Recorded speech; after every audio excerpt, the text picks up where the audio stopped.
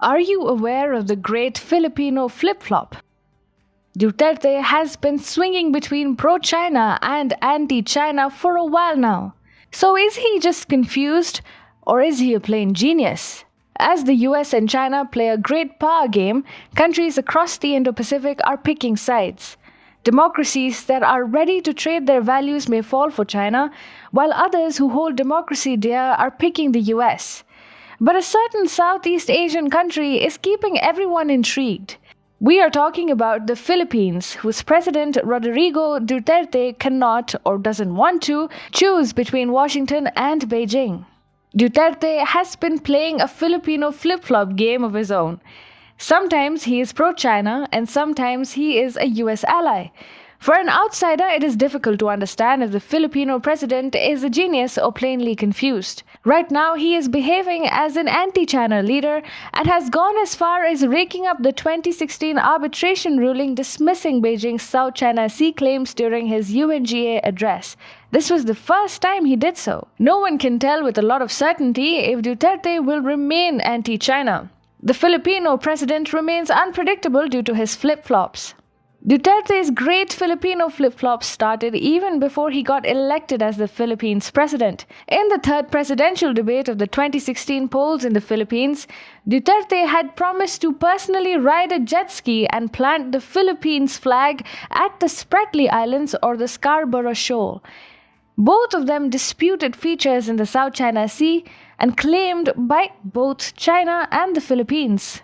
So Duterte started as an anti-China campaigner. But ahead of his Filipino polls in 2016, he also said, "What I need from China is help to develop my country." This was his first flip-flop that would go as far as almost making the Philippines a Chinese client state before Duterte swung again. In October 2016, Duterte visited China and junked the pre-poll jet ski promise. On his visit, the Philippines president announced that he had separated from the US to be dependent on China for a long time. In 2018, he even made it clear that he won't be personally riding a jet ski to the disputed features in the South China Sea. In an interview, Duterte had said, "It was a hyperbole. You cannot expect me to ride a jet ski. I don't even know how to swim." In fact, Duterte had gone as far as giving the South China Sea arbitration case the back seat.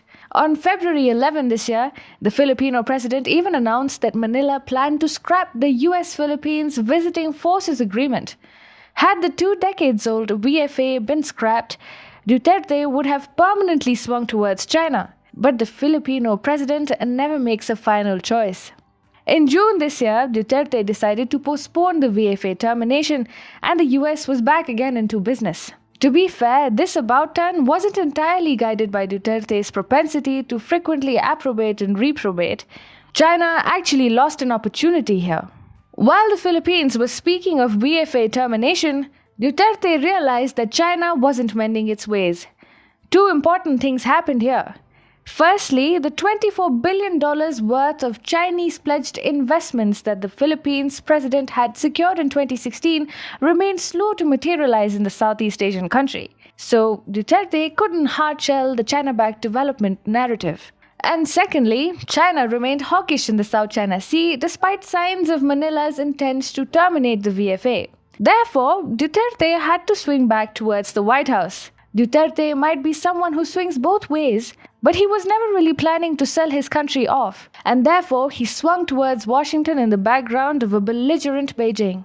Swinging back and forth between China and the US is therefore Duterte's plan to get the most from Manila by playing the 2 giants against each other. During the polls, it also becomes a ploy for making electoral gains as it happened in 2016. Having almost fallen into Beijing's lap in February this year, the Philippines is now acting like a tough American ally. Today, Manila is going as far as promising to call in the US military if China crosses the red line. Duterte himself is weaponizing the 2016 arbitration reward, which had once taken the back seat.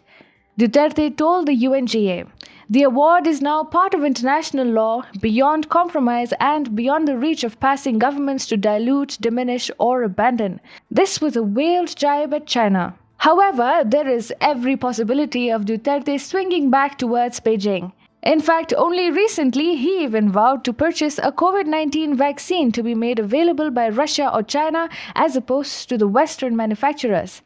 The Filipino president is still keeping his options open. Duterte did start off as a plain genius trying to secure the best deal for his country. He kept swinging between the US and China to examine who can give a better deal to the Philippines. He was playing the Cold War dynamics between the US and China even before the US-China rivalry entered that phase.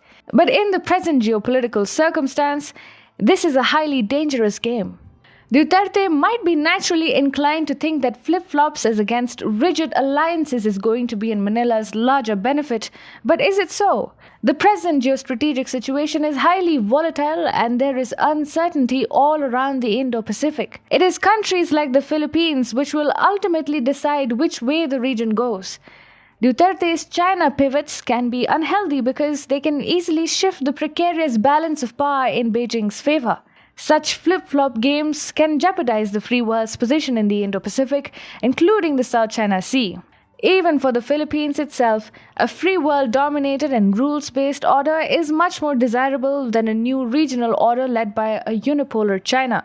Duterte must therefore get rid of his flip-flops if the Philippines has to play its part in building a safer Indo-Pacific.